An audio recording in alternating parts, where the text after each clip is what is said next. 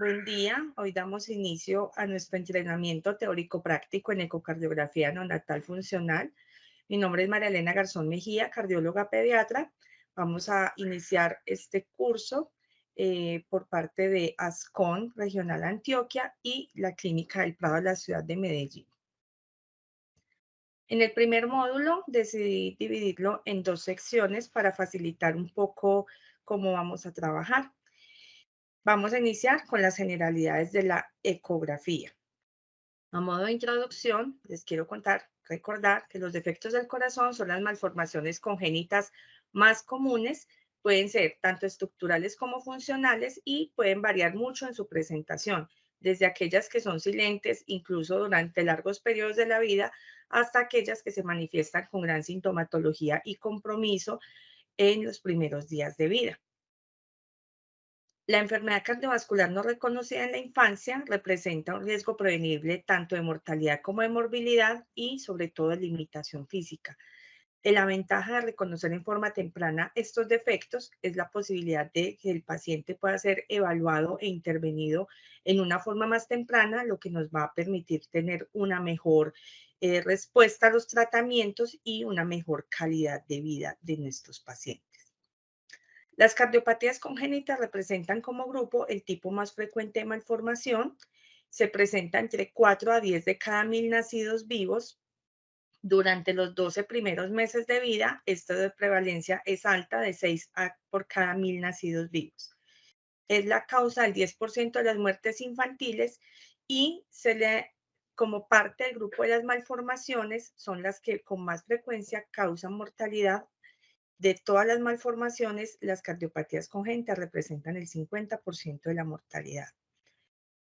Del 33 al 50% de estos defectos son críticos y requieren intervención en las primeras semanas o meses de vida. Con una adecuada intervención, la mortalidad disminuye de 2 a 3 por cada 1000 nacidos vivos en los que no intervenimos, a 0,6 a 0,8 por cada 1000 nacidos vivos en los que sí hacemos una adecuada intervención.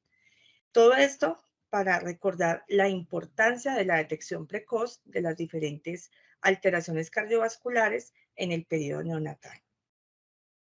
Ya entrando en el tema de la ecocardiografía neonatal, la ecocardiografía es una aplicación clínica del ultrasonido diagnóstico y se puede utilizar durante toda la vida, desde el periodo fetal hasta prácticamente cualquier edad del paciente. El uso del ultrasonido como tal para estudiar el corazón se inició en los años 60.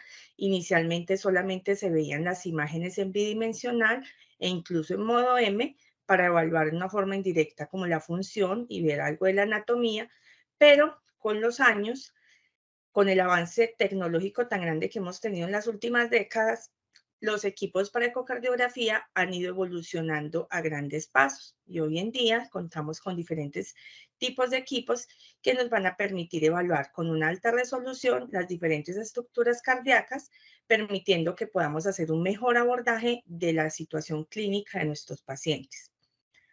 También ya vemos que tenemos mayor portabilidad en nuestros equipos. Pues el primer equipo que vemos es un equipo que es grande, que es el que usamos en los consultorios básicamente. Tienen actualmente pues muy buena resolución de imágenes, pero obviamente se van quedando un poco obsoletos en la tecnología que manejan. Tienen los equipos portátiles, que son los que vemos en nuestras unidades, que podemos tenerlos al lado del paciente y así poder hacer una atención más adecuada a nuestros niños. Y ya estos nuevos dispositivos que están viniendo, tanto inalámbricos como con cables, que los permite conectarlos a nuestros celulares o a las tablets y podemos tener como un abordaje rápido de las diferentes estructuras y sobre todo en ecocardiografía se han vuelto muy comunes. Dentro de las ventajas de la ecocardiografía, pues es una técnica que no es invasiva, es inocua, no le hace ningún daño al paciente. Lo tenemos disponible en muchos de nuestros centros, relativamente es de bajo costo, lo cubre nuestro sistema de salud y nos permite obtener de una forma muy adecuada las imágenes que nos permiten hacer un adecuado diagnóstico de nuestros pacientes. Sobre todo en los pacientes pequeños, como los recién nacidos, las imágenes son de muy buena calidad y de muy fácil adquisición. ¿Cuáles son las indicaciones del ecocardiograma? Definitivamente eso lo decide el médico tratante, ¿sí? Entonces, es muy importante que siempre haya una muy buena comunicación con nuestros cardiólogos para que cuando vamos a la unidad a hacer nuestro eco, sepamos qué es lo que está sucediendo con el paciente y en qué nos vamos a enfocar o en qué vamos a hacer más énfasis para hacer una mejor aproximación del paciente. Recordar que el ecocardiograma es una herramienta diagnóstica, no es lo único que nos va a definir las conductas con nuestros pacientes. Lo principal es la evolución clínica que estamos viendo.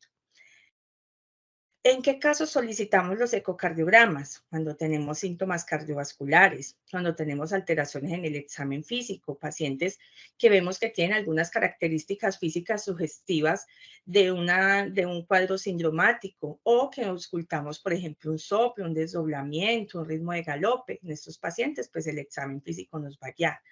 Pacientes con inestabilidad hemodinámica o que tienen patologías en otros sistemas, defectos de línea media o cuando tenemos patologías a nivel neurológico, genético, endocrinológico, reumatológico. Todas las patologías las pueden tener unas manifestaciones cardiovasculares que nos hacen que tengamos que evaluar este sistema cardiovascular. Dentro de las condiciones para realizar el ecocardiograma, entonces tenemos los equipos. Tenemos que contar con un ecocardiógrafo que tenga software cardíaco, idealmente pediátrico. Transductores de diferentes tamaños. ¿Para qué? Para que los usemos su tamaño o su capacidad según la edad y peso del paciente. Conexiones con voltaje regulado para protección del equipo, porque cuando tenemos picos de energía se pueden dañar todas estas estructuras de hardware, sobre todo las tarjetas, y son equipos muy costosos.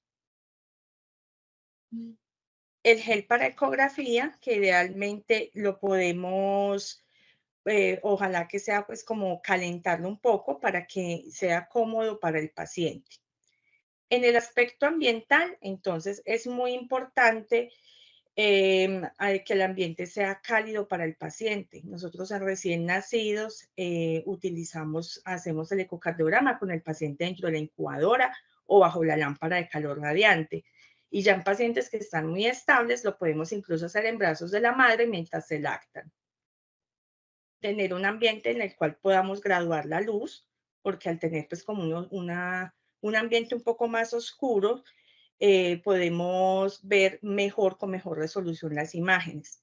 Disponer de juguetes, de sacarosa y de un ayudante que nos permita que el paciente esté calmadito para que podamos hacer un mejor estudio.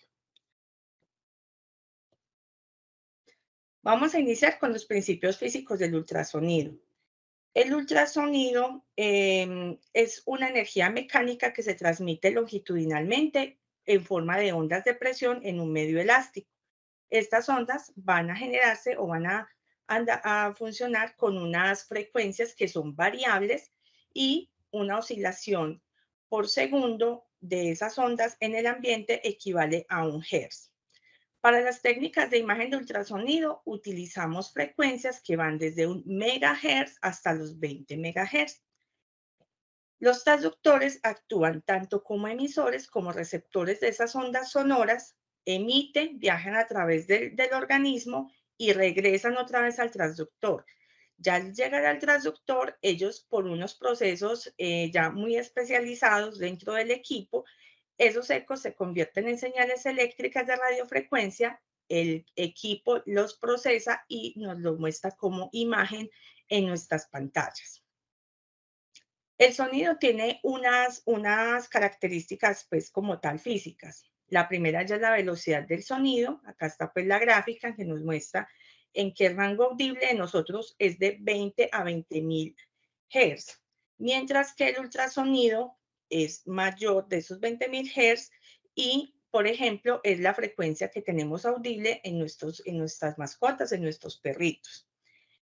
Cada tejido va a tener una forma de transmisión de ese sonido. Entonces, en cada tejido o en cada sustancia que vamos cruzando a través del cuerpo, va a haber una velocidad diferente en la cual se mueven esos ecos y además cada tejido tiene una resistencia al paso de esos ecos. Entonces, por eso vemos que es diferente la velocidad en el pulmón, en la sangre, en el tejido renal, en el músculo, en el hueso, ¿cierto? Y esto es lo que nos va a permitir, nos va a permitir obtener una resolución diferente de las imágenes según cada tejido. Otras características que tiene el ultrasonido es que cuando pasa a través del organismo sufre varias variaciones. Pues tiene una atenuación que se da por diferentes mecanismos. El primero de ellos es la reflexión, y es que cuando el eco choca contra un tejido, una parte de esa onda se devuelve, no cruza, y la otra se transmite. Otra es que el sonido, esas ondas, los tejidos absorben algo de esos ecos, y a medida que va pasando diferentes estructuras se va perdiendo como la cantidad de ecos que están penetrando, porque algunos se quedan como absorbidos en cada capita de tejido. Y la otra es la dispersión, es que a pesar de que llega al tejido, algunas de las ondas sonoras se pierden, se dispersan. Entonces, esto hace que no todas las ondas sonoras alcancen toda la profundidad de las estructuras del organismo. La resolución se refiere a la diferenciación que nos permite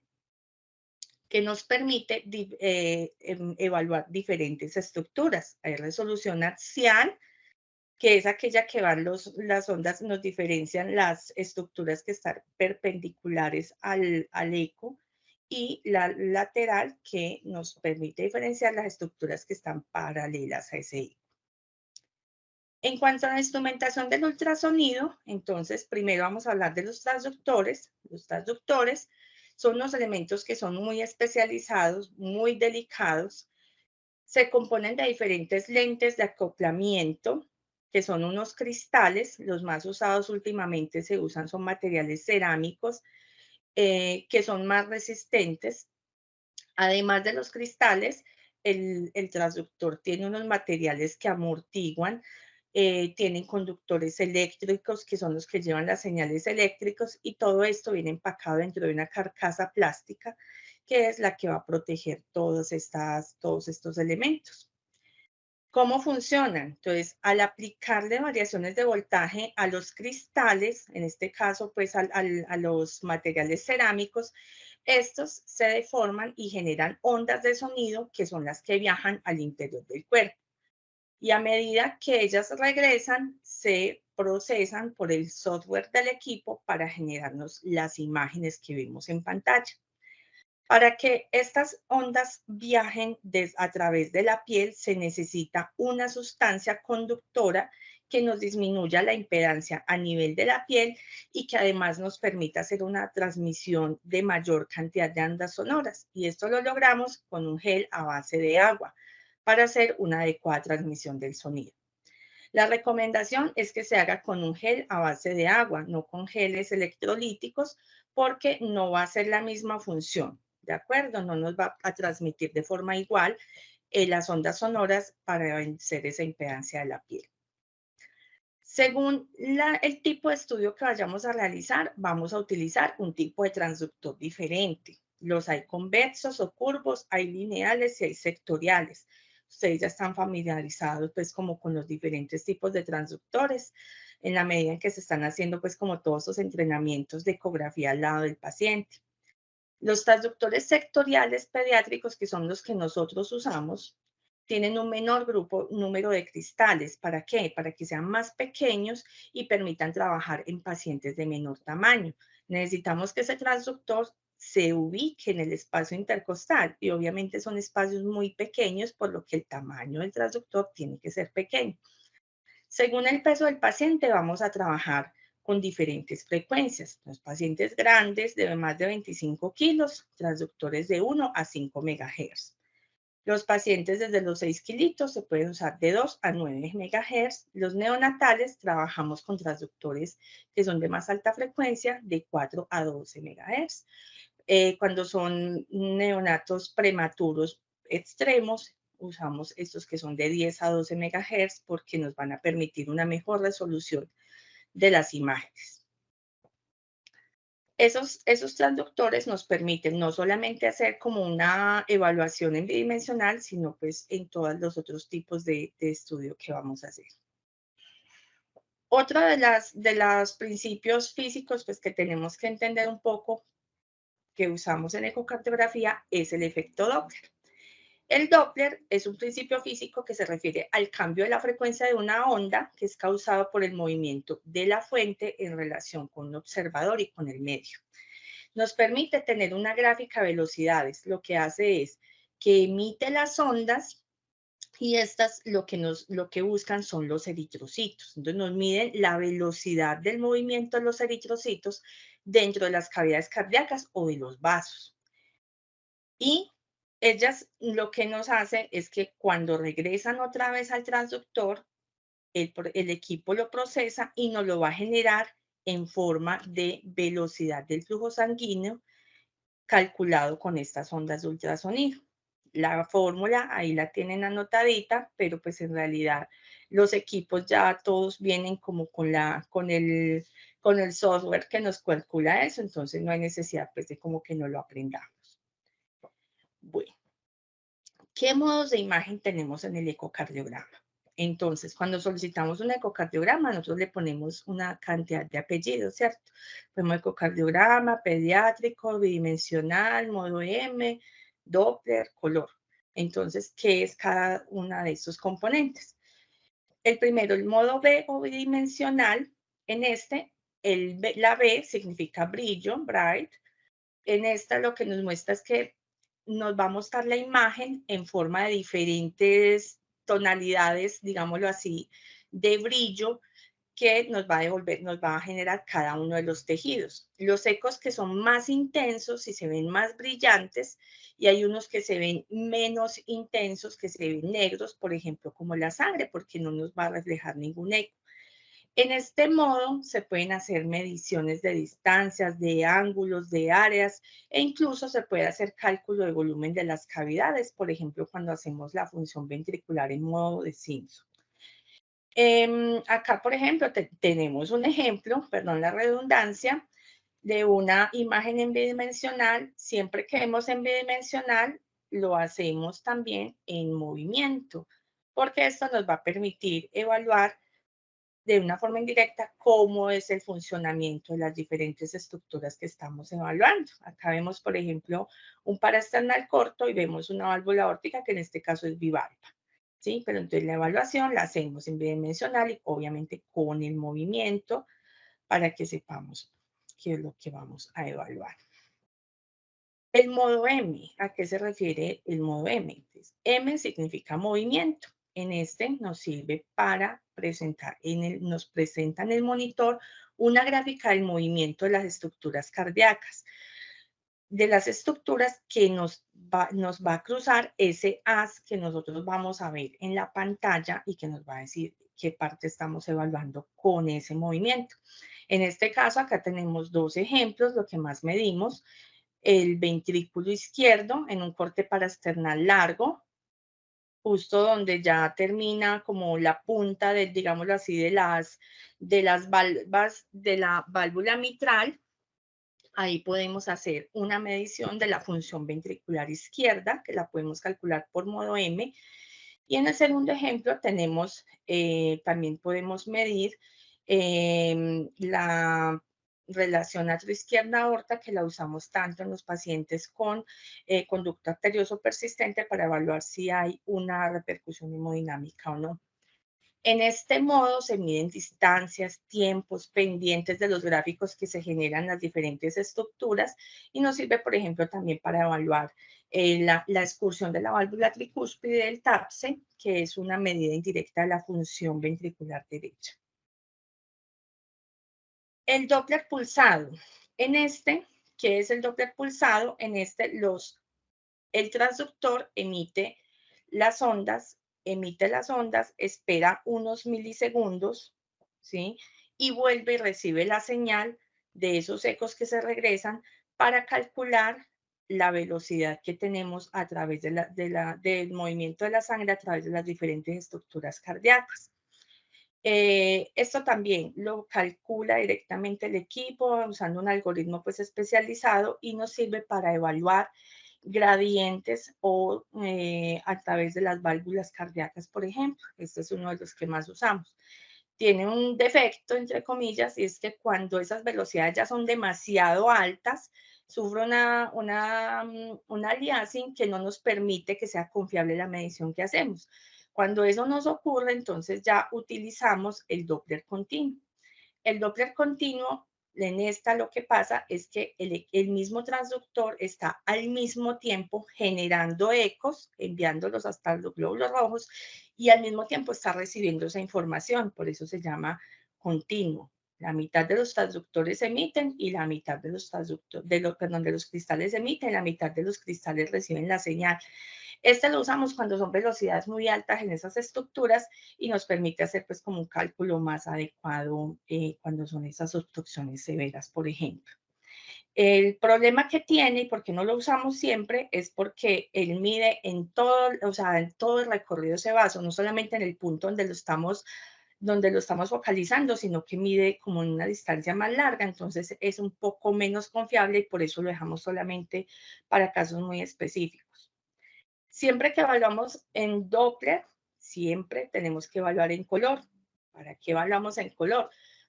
Porque en esta nos permite ver diferentes muestras del desplazamiento de los glóbulos rojos y nos va a permitir evaluar, por ejemplo, en qué sentido se están moviendo esos glóbulos rojos. Cuando el color es rojo, quiere decir que el flujo se está dirigiendo hacia mi transductor y cuando es en azul se está alejando de ese transductor. Entonces nos permite evaluar el sentido de los flujos, sobre todo cuando tenemos defectos intracardíacos o cuando queremos ver cómo está el shunt en el foramen oval o en el conducto arterioso o en algún defecto intracardíaco, utilizamos el Doppler color. Otras funciones que se pueden utilizar, pero pues nosotros en realidad estamos pues como apenas entendiendo más acerca de esto, he tenido más aplicación en los adultos en los últimos años, más en pediátricos, pero vamos apenas como empezando con los neonatos, es el Doppler tisular, que en esto lo que nos evalúa es el desplazamiento del tejido cardíaco, como para evaluar en una mejor forma la función por regiones, y el modo 3D que nos permite evaluar las estructuras en 3 dimensiones. Le podemos poner también color, también Doppler, para mirar en tiempo real cómo están funcionando esas estructuras y hacer una mejor planeación de los abordajes quirúrgicos. En cuanto a la instrumentación del equipo, decirles que cada equipo, cada marca, cada modelo tiene diferentes diseños de la instrumentación que vamos a usar. O sea, estos son 2 tableros básicos, por ejemplo, de los controladores del equipo y la idea es que uno en cada unidad mire qué equipo tiene para poder estudiar o mirar en dónde están ubicadas las diferentes funciones, porque es imposible pues como unificarle el criterio, aunque en realidad la mayoría de los equipos o todos los equipos tienen unas características generales, que son estas. La ganancia generada en el modo B, que nos va a permitir graduar como esa intensidad de la imagen que tenemos, de los brillos que estamos obteniendo. Tenemos una compresión también en modo B, que nos va a mejorar la resolución, la optimización de la frecuencia del trabajo del ancho de banda del transductor. Los transductores se permiten subir 1 o 2 megahertz en la programación. Cuando tenemos, por ejemplo, un transductor que no es el más adecuado para nuestro paciente, podemos acercarlo a lo más correcto, digámoslo así, para que optimizar la función de ese equipo. La imagen armónica del tejido también es para mejorar la resolución, sin embargo, no está recomendado en pacientes pequeños, en recién nacidos, no se utiliza la armónica. Podemos variar la profundidad de la exploración, ¿sí? Podemos variar el ancho del sector de la imagen de los rayos de sonido, como ese abanico que tenemos para optimizarla por regiones específicas. Podemos modificar el foco del modo B, también para mirar si es una zona específica la que queremos evaluar. El mapa de grises Casi todos los equipos lo tienen porque no todos vemos en las mismas condiciones, todos tenemos unas capacidades visuales diferentes, entonces ese mapa de grises nos permite adecuar a cada examinador. Colorear la imagen, lo mismo, cada persona ve diferente, algunos vemos mejor en azul, otros en amarillo, otros en grises, en sepia, entonces por eso los equipos vienen con estas opciones. El botón de inversión arriba, abajo o izquierda, derecha de la imagen, muy importante, porque siempre tenemos que verificar que esté en la posición en la que queremos. A veces uno empieza a hacer el estudio y se asusta y piensa que el paciente tiene una dextroposición cardíaca, una estrocardia, y lo que pasa simplemente es que alguien invirtió el botón. Entonces es importante como uno verificar en qué posición está haciendo el estudio. La ganancia del Doppler para mirar pues qué vamos a graduar, qué Doppler le estamos dando y si podemos mejorar su capacidad. Podemos también trabajar en regiones de intereses y la frecuencia de repetición de pulso, sobre todo cuando estamos grabando imágenes, nos tenemos que fijar en qué programación están, porque a veces nos quedan unos clips súper cortos en los que no podemos volver a reevaluar el paciente. Entonces hay que verificar si lo tenemos en cuántos pulsos, en cuántos latidos, que nos permita hacer una mejor grabación de esos estudios. Bueno, esta era la parte inicial de nuestro curso, nuestro entrenamiento en ecocardiografía neonatal. Espero que haya sido de su comprensión y quedo atenta a cualquier comentario en nuestro foro de dudas generales. Muchísimas gracias.